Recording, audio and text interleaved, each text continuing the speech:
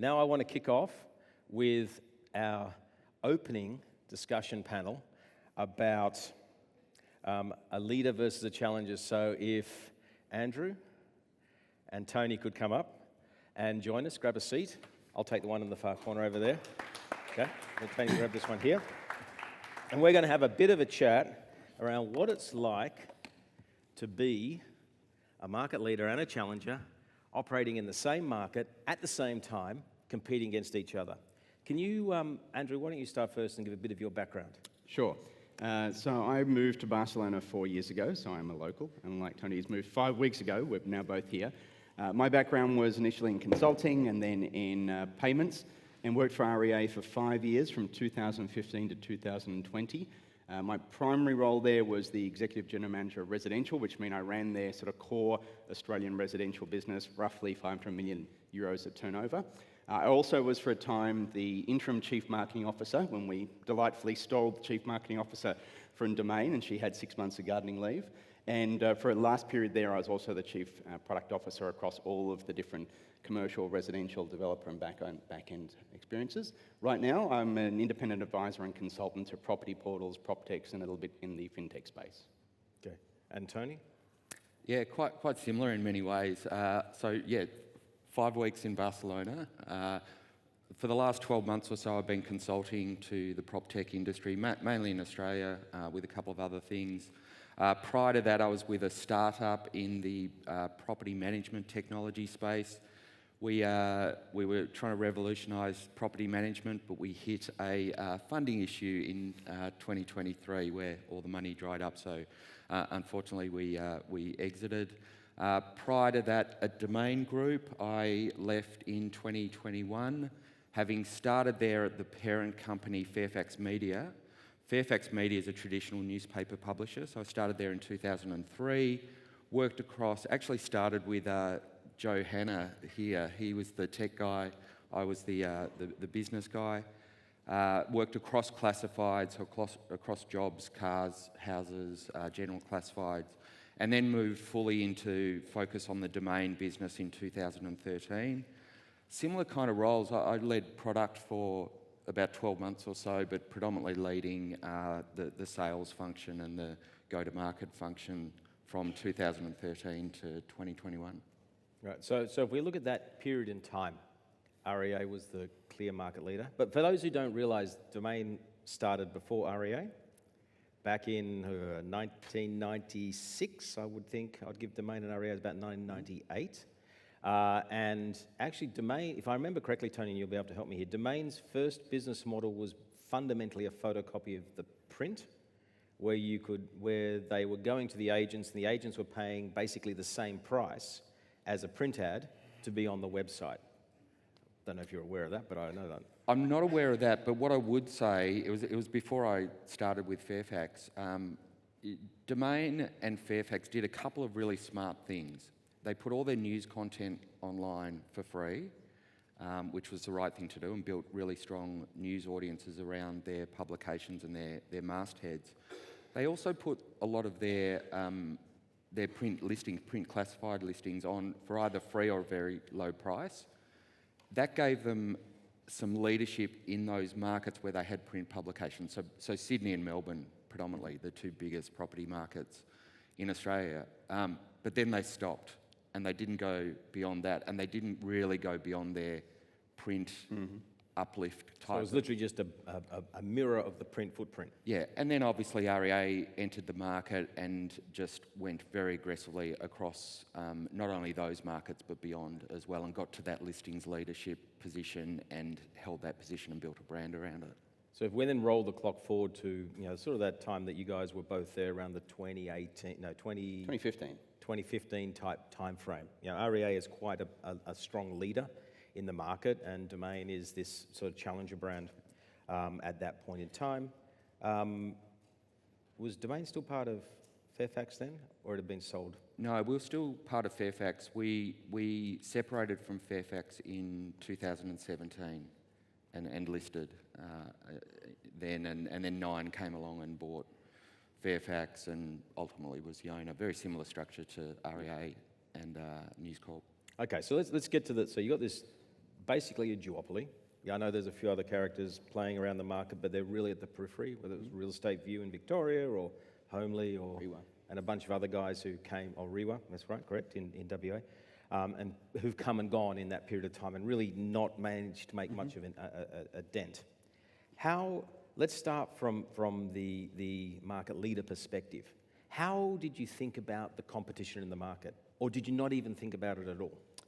Yeah, look, I'd say Domain were a very, very formidable competitor. And, Tony talked about their heritage in Sydney and Melbourne, and I'm sure this is common in many other markets, but Domain were neck and neck with REA in some very, very high-profile suburbs in Sydney and Melbourne, certainly when I joined the business. Yeah. They'd also taken the lead on a couple of product elements, and someone mentioned yesterday that the number 2 can be an R&D factory for the number 1. Domain had done that in particularly mobile app. They had a probably better mobile app and more coverage across Android and iOS. So we looked at them with a lot of respect. But at the same time, we didn't spend too much time looking in the rearview mirror. As the number 1, we focused a lot on making sure that we developed the best value proposition for consumers, that we expanded our consumer lead every single month. We looked at those metrics closely, and that we monetized effectively with agents. But we didn't spend too much time worrying about Domain. Did they impact your pricing at all? Did they impact how you went to market? Did they impact on the messaging? I think they impacted our pricing significantly on a regional basis. So REA operated 170-ish pricing zones across Australia, and the pricing we took to market was very different in, for example, West Australia, where Domain had very little presence relative to Domain's pricing, versus inner city Melbourne or Sydney, where Domain were maybe 50%, 50-50, or maybe 40-60, but a really close competitor. So they impacted our regional approach to pricing, and they also impacted our regional approach to marketing. So for example, in inner Sydney, where Domain were really catching up to REA, we just invested more and more in marketing. We sponsored the major football team in Australian rules in Sydney. We started increasing our marketing investment on a very localised basis, actually something that Domain did incredibly well as well. And that was our impact, probably more on the regional focus. Right, so you thought Queensland and Western Australia, which are two very large states in Australia, but minimal competition, don't have to do too much, but I will focus in on those segments that really matter, which I think the key message out of that is that you might operate in a country, but you're really operating in a whole bunch of small regions. One suburb, multiple suburbs that you sort of connect together, and you have to think about it as a series of regions that you're competing in, not just one big country. Yeah, absolutely. And I think that was one of the keys to our success, was not just thinking with one national strategy, but really breaking it down state by state, city by city, and as you say, even suburb by suburb. Yep. By the way, use the Wahove app to ask questions. You can join in the conversation, otherwise I'm just going to follow my merry way through this this journey asking questions. So if we could bring up the Wahove app, please, on here, just so that people can see the questions popping up, and you can then help guide the conversation, and I can read them over here. Now let's think about it from the attacker perspective, right? So you're sitting there, you probably wake up and hear the word REA way too many times during a day when you're talking to the agents, you're talking to the developers, you're talking to your advertisers. How did that impact in how you thought about your go-to-market strategy? Yeah, look, I'll pick up on a couple of things Andrew said, because it's very similar to the way we thought about the market in terms of it's really a series of micro geographic markets. We thought of it, I think, in 140 segments, and that drove a whole lot of our strategy. And what I would say, we had a strong position in Sydney. We had a leadership position in inner Sydney. So despite the fact that REA led nationally and led clearly nationally, because we had a leadership position in the most valuable property market, we would take most of the profits out of that market. So that was almost a foundation for us to be able to do more things elsewhere. And leadership's important, whether it's leadership at a micro level or leadership nationally. We then, in terms of pricing, I think that's a really important discussion as well. We decided very clearly that we would try to be a profitable number 2 player, a profitable, high growth, high margin number 2 player.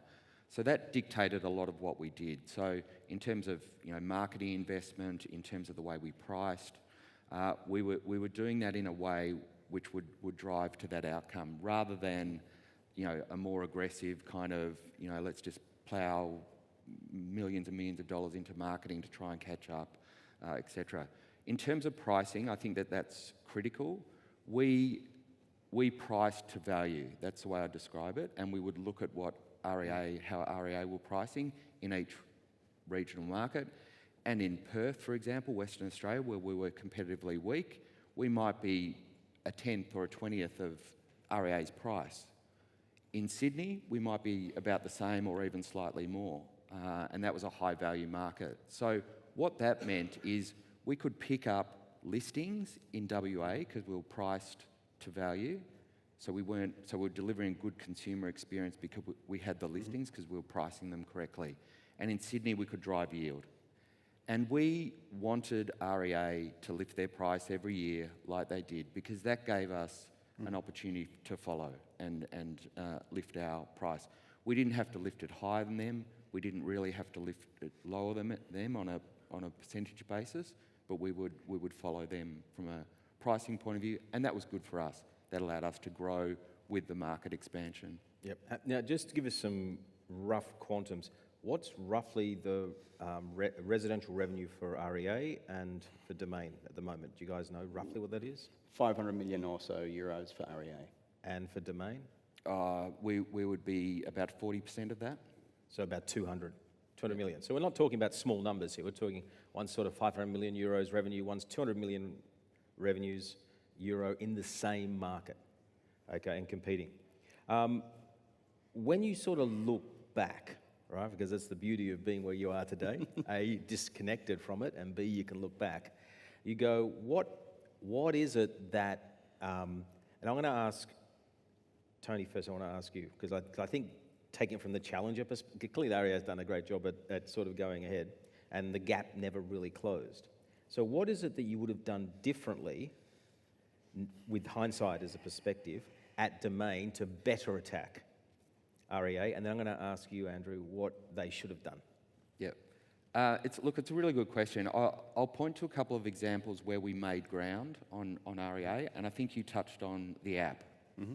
So the way we thought about the app, so what was going on, smartphones were becoming more prolific, apps were becoming the preferred engagement for consumers. We got onto that big macro trend early, and it was fortuitous. Someone had built a Domain app and came to us and said, look what we've done, and we said, we love it, we'll buy it, and that was the start of our app journey. But we got in market with an iOS app, I think 12 months before REA did, and that gave us a real advantage. So I guess what I'd say about that is when those, and really REA did that with print. I mean, they just got all the content online and disrupted print. They moved faster, they moved harder. So as those macro trends are emerging, get in front of them. So AI is probably the here and now one. That may be, and we don't know how this will play out, but that may be a significant macro trend that is going to change everything. So as a challenger particularly, you're often in a better position to move quickly, you have less risk. So REA had vastly more revenue attached to media display advertising. So their move to app wasn't as, we don't want to jump there because we've got all this money tied up in web display advertising. So we could move quicker, and we did. And so that's what I'd say. You take advantage of those trends and you move quickly, and you take some risks as well. We did similar with pricing. So we were miles behind in WA and Queensland, and we just got very aggressive with pricing to acquire listings. So you trade off getting listings for yield, because you can make a yield in other markets. So what would I do differently? I'd do everything faster. Okay. Just be more aggressive, faster. And what should have they done? There's probably not a lot of things that Domain could have done differently. I think they did an excellent job as a number two. Picking up on the themes that we talked about earlier, being really focused geographically, I think they did an excellent job in some areas of attacking REA, but there were probably a few areas of the country where they could have attacked harder, so expanding out from inner suburbs to outer suburbs of Melbourne and Sydney. Moving faster, yes. I think when you look at it from REA's perspective, what would we have done differently? Probably kept a closer eye on technology, and that was certainly before I arrived. There was potentially a level of complacency, and with a change of CEO, a new executive team coming in, I think rotating leadership positions, bringing new talent in as a leader is super important. So when you get 15 years of the same people working in the business, you become very complacent, potentially arrogant. So for REA's perspective, injecting talent, making sure that you're always forward-looking and trying to improve and not be arrogant, I think is the key to being successful as a leader. Okay, I've got some other questions in a minute, but there's a question that's come up which people are starting to vote on. From recent financial results, it seems like REA is gaining meaningful share of Domain. What do you attribute this to? I'll have the first pass if you like. Yep. I think, as I said earlier, over a sustained period of time, REA, I think, fought back against that strong Domain push with a lot more advertising and equalised and probably pulled ahead in Sydney. That was a big factor. In addition to investing a little bit more in the product side of things, and there's been a while, I think, since Domain had that product gap, and if anything, it's maybe gone the other way. And largely, there was also good luck. So I think the pandemic certainly hurt number twos everywhere, more than it hurt number ones, and that's not something that was due to good or bad performance in either part, but it probably favoured the number one. So I think the combination of that aggressive stance and pushing harder, not being complacent, plus a bit of good luck with the pandemic, really helped REA move ahead. Okay. Any perspective? Well, I left the business, so...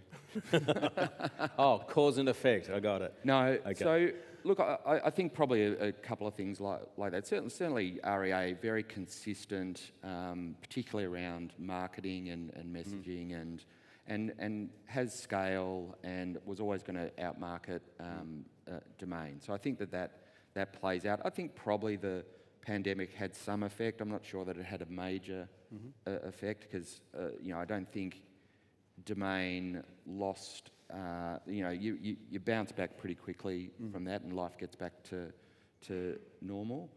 I think one of the things that I was incredibly focused on was listings parity with REA. I felt like, and all the numbers say that if you've got listings parity, you're going to deliver a good consumer experience. The consumer will go to the marketplace, which is who's got the most listings.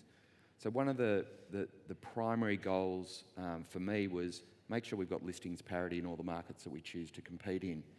And I think that slipped somewhat over the last couple of years. I don't know if that's a focus thing or it's just a pricing strategy thing or whatever, but I think that what that means is you'll lose consumer engagement where you drop under about 70 or 80% listings parity in a market. So I think that does have an effect, and your marketing's not as efficient, and that becomes an issue. And you've got less customers to sell to. Would it be fair to say that Domain, I haven't been in the market accurately, but Domain got a little greedy on some of the pricing in some areas and maybe pushed too high?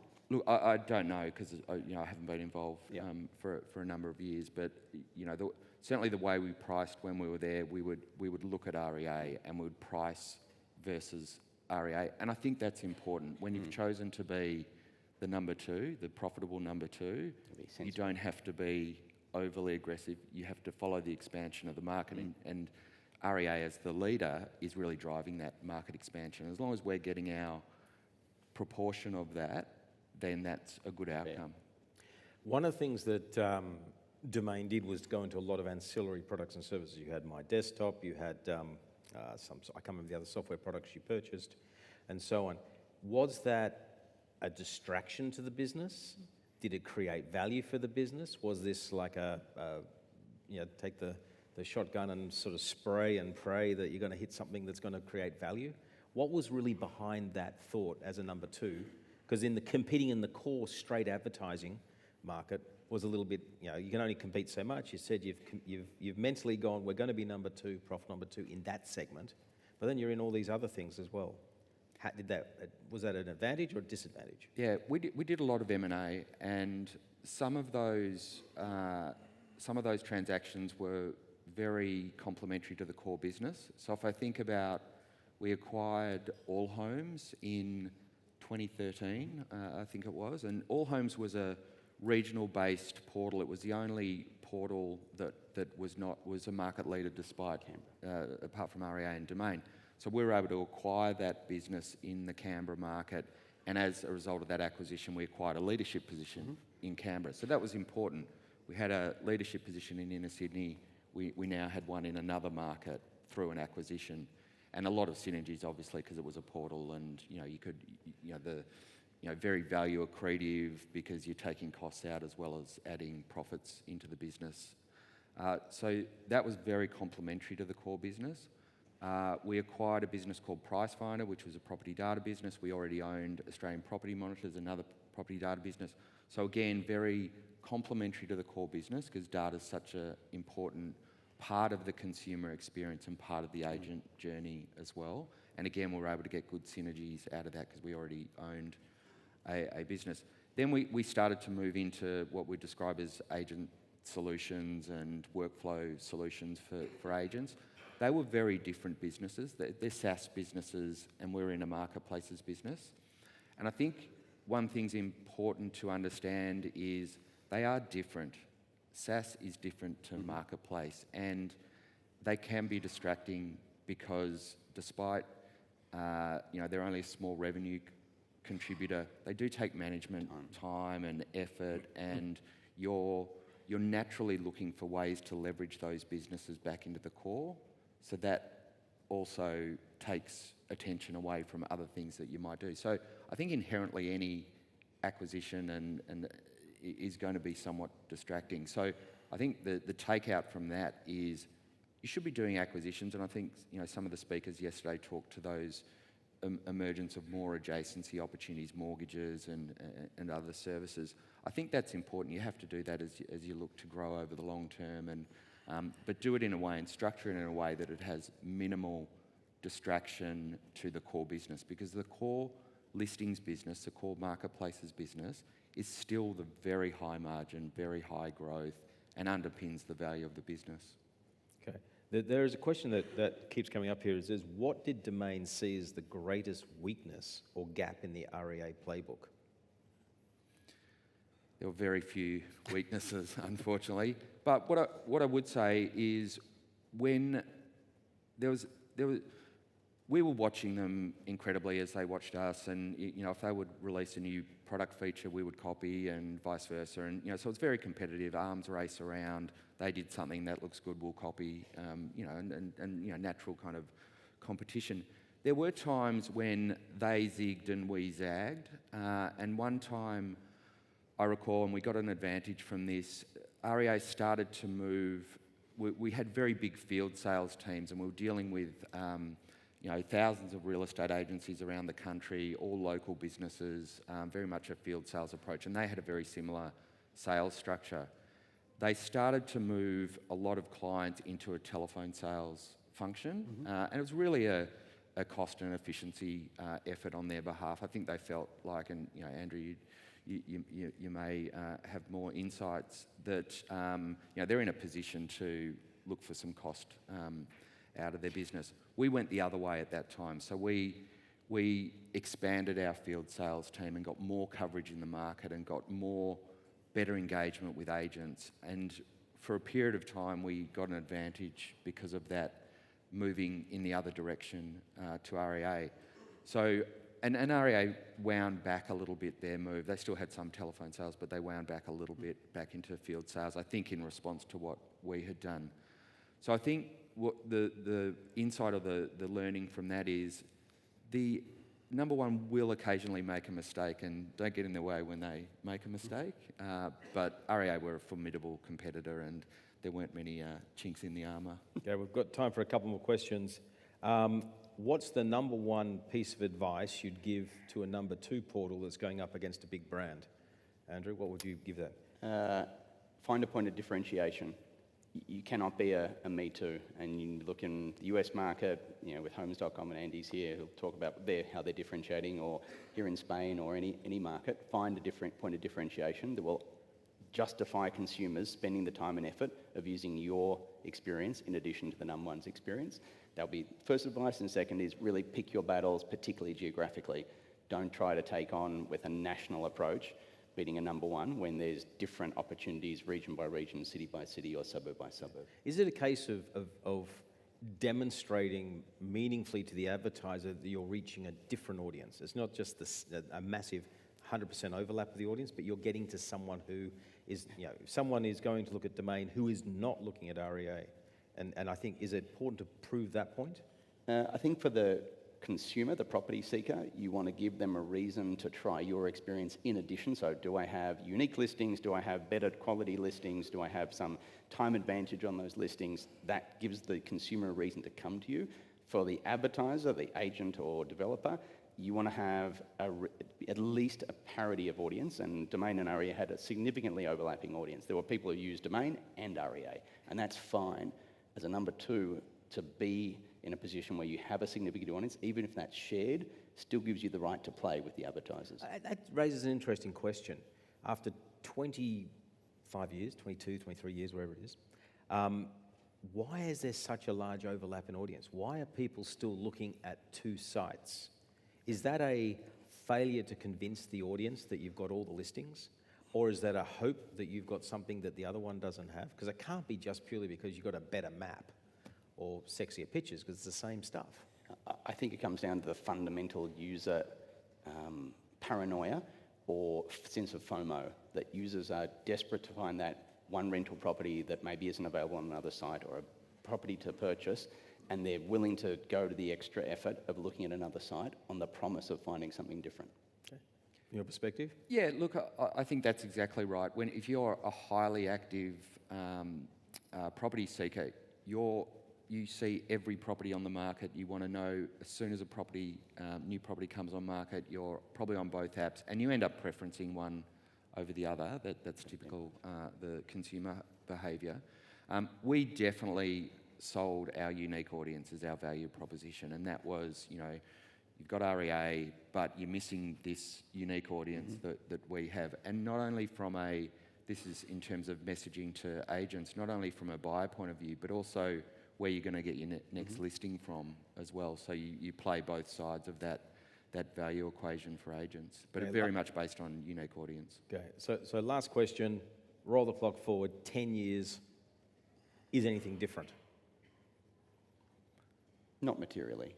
I think maybe there'll be other entrants who come in and take niches in the market, or step into a number 2-number 3 position. But I think it's going to be difficult, given the trajectory of the businesses in Australia, to turn that around, absent a very significant marketing and/or product differentiation investment. Yeah, I think it looks like most markets are going to support two players. Typically, that's going to be a strong number one and a profitable but smaller number two. We've seen that play out in a lot of markets, I think. The challenge would be, how does a number 3 try and come in and take the number 2 position or challenge number 1? And there's been a lot of attempts with different business models in Australia to do that without any success. And I think that's so. I think about it from an agency perspective as well. The real estate agent wants a competitive market. They don't want to put all their eggs in one basket, because then they lose all their leverage around pricing. And so naturally the agent will want to support a second player in the market, but do they really want to support a third or a fourth? I think that probably stretches it.